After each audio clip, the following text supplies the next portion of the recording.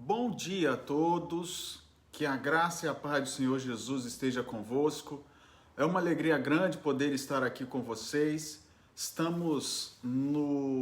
Iniciando um novo dia, uma nova jornada. Deixa eu só baixar um pouquinho aqui, pronto. Estamos aí numa nova jornada, num novo dia, já na metade da semana. E gostaríamos de agradecer a presença de todos, ok? Hoje o tema, de maneira muito especial, a gente já está indo para a parte, já depois da metade, já indo para o final. A gente já está indo para o capítulo 13, a chuva serôdia. Durante esses dias,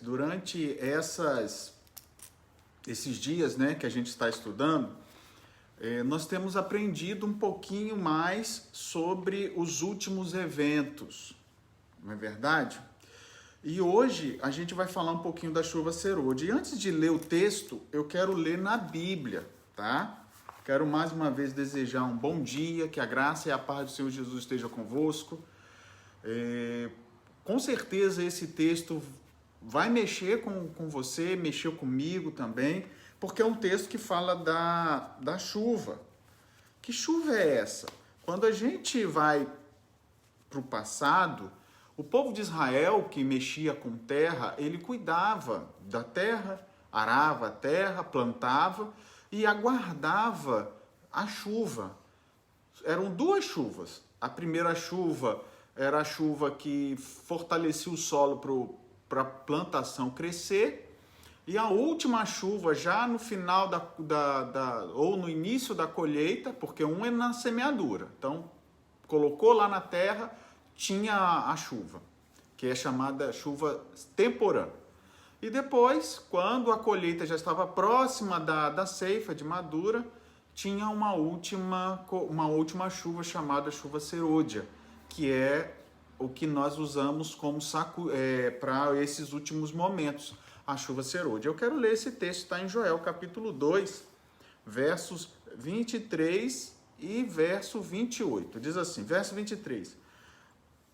Alegrai-vos, pois, filhos de Sião, regozijai-vos no Senhor, vosso Deus, porque Ele vos dará em justa medida a chuva. Fará descer como outrora a chuva temporã e a chuva serôdia. E acontecerá depois que derramarei o meu espírito sobre toda a carne. Vossos filhos e vossas filhas profetizarão, os vossos velhos sonharão e os vossos jovens terão visões. Feche seus olhos, vamos orar ao Senhor. Bondoso Deus, Pai querido, agradecemos a Ti as bênçãos. Estamos aí iniciando um novo dia, uma nova jornada, desafios à frente. E vamos falar um pouquinho do capítulo 13, que é a chuva serôdia. Nos ajude a entender mais sobre isso. Te pedimos em nome de Jesus. Amém. Note que Deus, ele não fala uma chuva, ele fala duas chuvas. E ele, de maneira especial, ele aplica essas duas chuvas a nós. Todos nós que estamos correndo para a chuva serôdia, né, que é a última chuva, a chuva da colheita final, nós precisamos da chuva também temporã, tá? E aí eu vou ler agora algumas coisas sobre esse momento. A chuva, se a gente pudesse comparar em dois momentos, a chuva temporã, ela é o início. Se ela é o início dos frutos, ou o início da plantação, na hora que você vai colocar a planta, na hora que você vai semear, a gente pode entender que essa chuva temporã aconteceu no Pentecostes, né? Olha o que diz aqui, página 159, a chuva temporã veio no ano 31, no Pentecostes. O derramamento do Espírito nos dias dos apóstolos foi o começo da primeira chuva, ou temporã, e glorioso foi o resultado. Até o fim do tempo, a presença do Espírito Santo deve ser encontrada na igreja verdadeira. Então, aqui está falando que logo no início lá, depois de Jesus Cristo ter voltado para os céus, os discípulos ficaram aqui na terra e receberam a chuva temporã. E essa chuva temporã foi na época deles e a chuva serôdia vai ser no nosso período. Então, do mesmo jeito que teve ali proclamação da mensagem, curas, os discípulos oraram pedindo perdão um para o outro, tá? Antes eles se disputavam quem ia ser o primeiro no reino dos céus, e depois mudou isso. Então, esses sentimentos de humildade que existiam nos discípulos tem que existir também nos nossos dias para que essa chuva caia. Então, de maneira da igreja, a chuva temporã aconteceu no Pentecostes e a chuva serôdia vai acontecer por algum período dos nossos dias, vamos dizer assim. Na vida cristã, aí é uma outra aplicação, a chuva temporã, ela é o momento em que a gente conhece a Cristo e a gente se batiza. No momento que a gente tem o nosso encontro com Deus. É aquele primeiro amor que a gente tem. Então esse também é considerado particularmente, agora não na igreja, particularmente a chuva temporã. E obviamente a chuva serôdia é aquele momento em que você vai ser usado por Deus para pregar. Então existe a chuva temporã e a chuva serôdia, que vai cair na igreja, ou já caiu na igreja, a temporã, e na vida das pessoas, e no tempo do fim, também na igreja, ou na vida daquelas pessoas que vão se juntar na pregação do terceiro anjo. E eu quero continuar lendo na página 161, diz assim: a chuva serôdia produzirá o alto clamor. Neste tempo, a chuva serôdia ou o refrigério da presença do Senhor virá para dar poder à grande voz do terceiro anjo e preparar os santos para estarem em pé no período em que as últimas 7 pragas serão derramadas. Então, aqui a gente percebe justamente que essa chuva, esse poder vai nos acompanhar para a gente ter coragem de pregar a terceira mensagem angélica. E a terceira mensagem angélica nós já falamos o que é. É a mensagem para não só sair de Babilônia, mas avisando, olha, se vocês adorarem a besta, vocês vão receber a marca na testa ou na mão.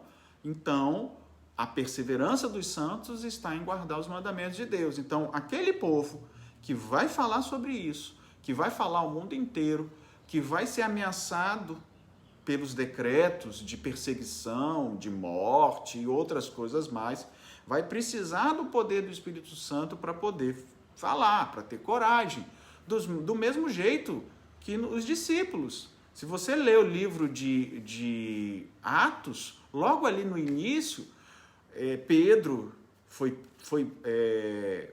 preso, foi açoitado, e na hora que forem questionar ele falou, antes importa obedecer a Deus que aos homens.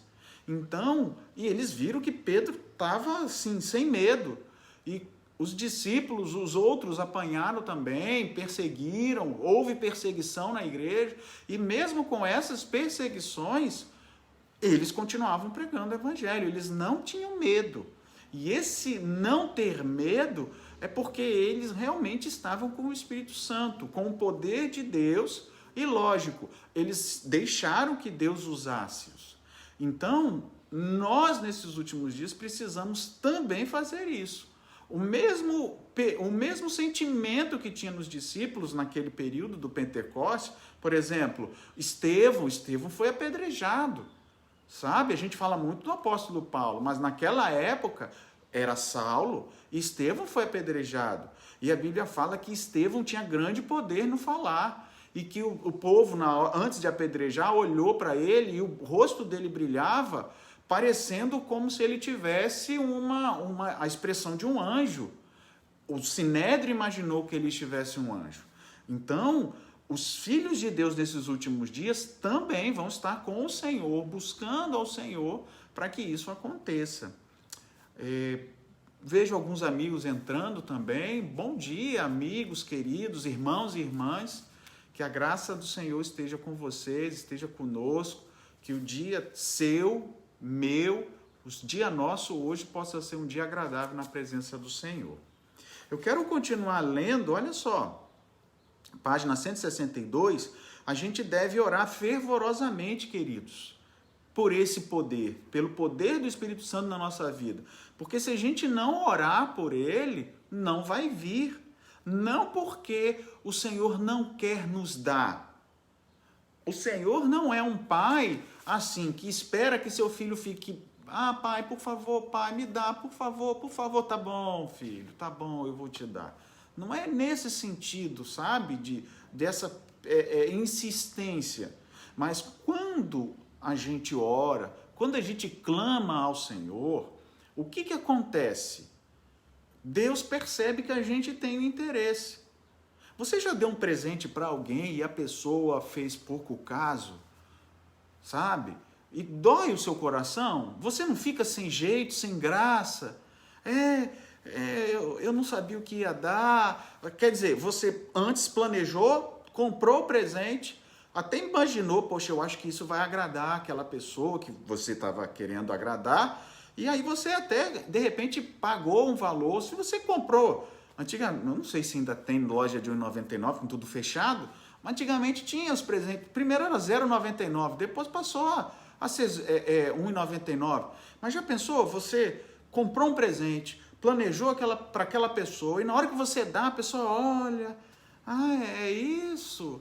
Ah, tá, obrigado.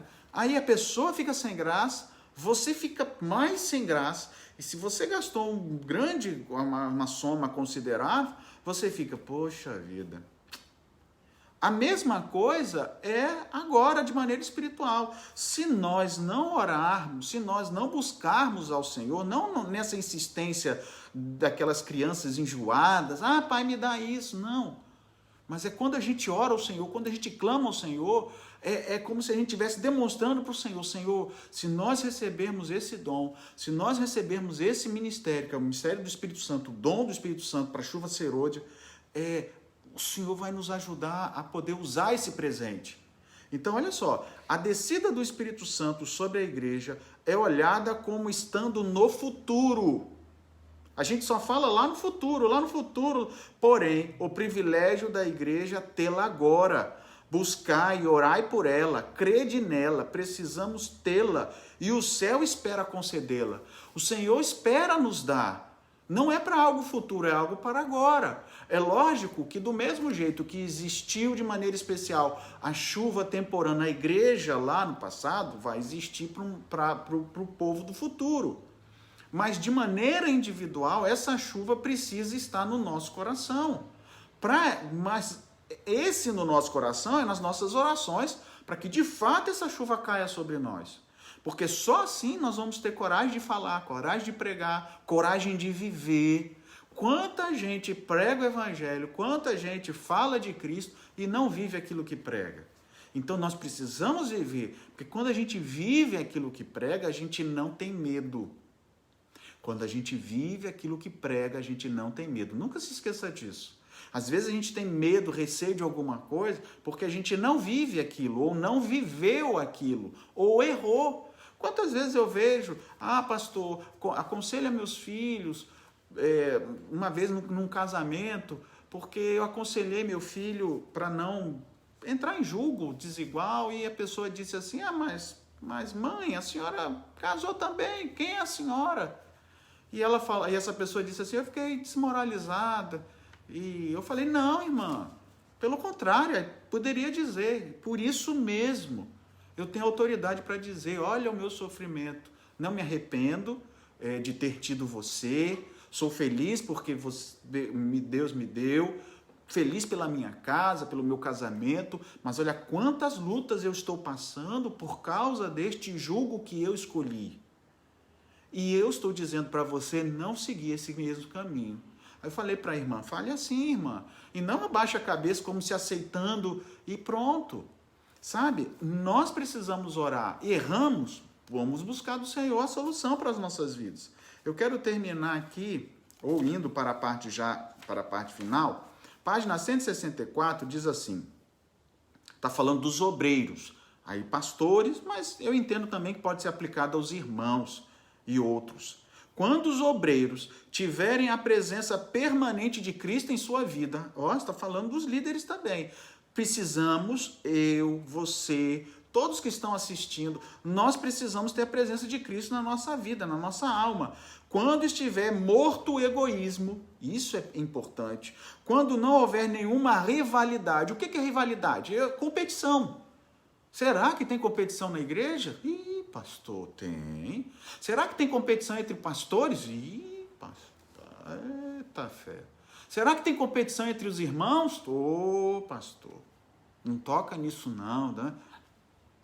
Sabe? Então, quando não houver nenhuma rivalidade, quando tiver morto o egoísmo, quando nenhuma contenda pela supremacia. Note que os discípulos, eles brigavam. Teve dois que falaram para a mãe procurar o Senhor e falar: Senhor, quando o Senhor estiver na sua glória, coloque o meu filho como primeiro e o outro como segundo ministro. Usaram até a mãe de um para poder falar com Jesus. E note que depois, quando eles receberam o Pentecostes, a chuva, eles já estavam orando, eles pediram perdão mutuamente, ou seja, eu entendo que falavam mal. Sabe aqueles cristãos que falam mal um do outro? Assim, você está com um grupo de roda, aí você fala mal do outro. Quando você está com aquele outro, você fala mal do outro.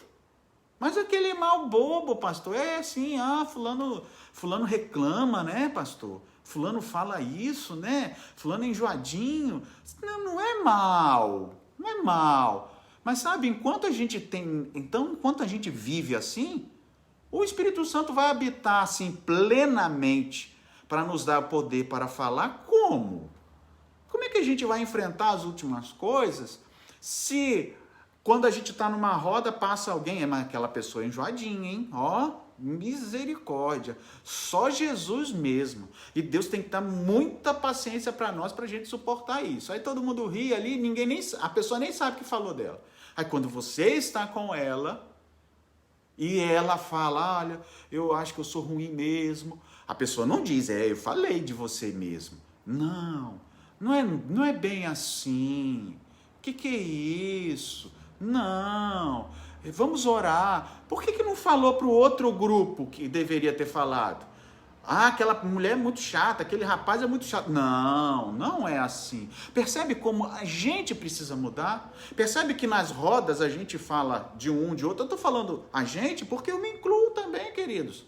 Nós precisamos mudar isso. Aqui está dizendo, olha, quando existir unidade, quando eles se santificarem a gente, de maneira que o amor de uns pelos outros seja visto e sentido, então os chuveiros da graça do Espírito Santo hão de vir seguramente sobre eles. Olha, quando são os nossos amigos, até o falar mal a gente fala diferente. Até o falar mal a gente arranja um momento bom. Não, mas não é bem assim. Não, mas ele falou assim, mas a gente tem que entender o contexto. A gente sempre quer colocar um pano quente, não é assim? Por que a gente não faz isso pelo próximo também? Porque Ellen White está dizendo que se fizermos, aí a chuva do Espírito Santo vai vir. Estou indo para a última parte, página 168. Eu quero ler aqui porque eu acho importantíssimo isso, tá? Diz assim: não tenho tempo específico de que falar, no qual tenha lugar o derramamento do Espírito Santo. O que é isso? Ellen White está dizendo que não sabe o tempo. Não tenho nenhum tempo específico do que falar. Já disse que não tem profecia de tempo depois de 1844. E ela está dizendo de novo: no qual vai derramar o Espírito Santo. Porque tem gente que aparece. Depois de tanto tempo vai aparecer, consegue até marcar com precisão. Depois de tanto tempo de perseguição, vai ter a chuva e tal, consegue marcar. Olha, Ellen White disse: não tenho nenhum tempo específico de falar no qual tenha o lugar do derramamento do Espírito Santo. Então a gente não sabe quando é que vai cair. Então, quando o poderoso anjo descer do céu, se unir com o terceiro anjo para a conclusão da obra, a minha mensagem é que a única segurança é estarmos prontos. Só isso, queridos. Só isso. A gente não precisa saber quanto tempo vai demorar, depois houver um decreto, ou se não houver decreto, se houver uma perseguição, depois de tanto tempo. Não tem nada de marcação, não existe marcação depois de 1844. Pode ser o pastor que for, pode ser o obreiro que for, pode ser o servo de Deus que for. Está marcando, está marcando assim, né, aleatoriamente. Não, quando acontecer isso, aí tem 3 anos e meio. Quando acontecer aquilo, tem 1.260 dias. Cuidado, não tem marcação, já disse. Temos esperança de ver toda a igreja reavivada? Tal tempo nunca virá. Precisamos entrar na obra individualmente. E eu termino lendo o seguinte: se o povo de Deus não fizer esforços de sua parte, mas esperar que sobre eles venha o refrigério, para eles remover os defeitos e corrigir os erros, e se nisso confiarem para serem purificados da sua imundícia, da carne, do espírito, preparados para assim tomar parte do clamor do terceiro anjo, serão achados em faltas. Então, queridos, não quando vem a chuva do Espírito Santo eu vou ser transformado. Não. Busque agora a transformação de maneira individual, como eu li. Porque senão a chuva vai cair nos outros, mas não vai cair sobre você. Você vai estar com o guarda-chuva do egoísmo, com o guarda-chuva da raiva, com o guarda-chuva do ódio, e a chuva não vai cair em você. Vai molhar os outros, mas não vai molhar você. Feche seus olhos, vamos orar ao Senhor.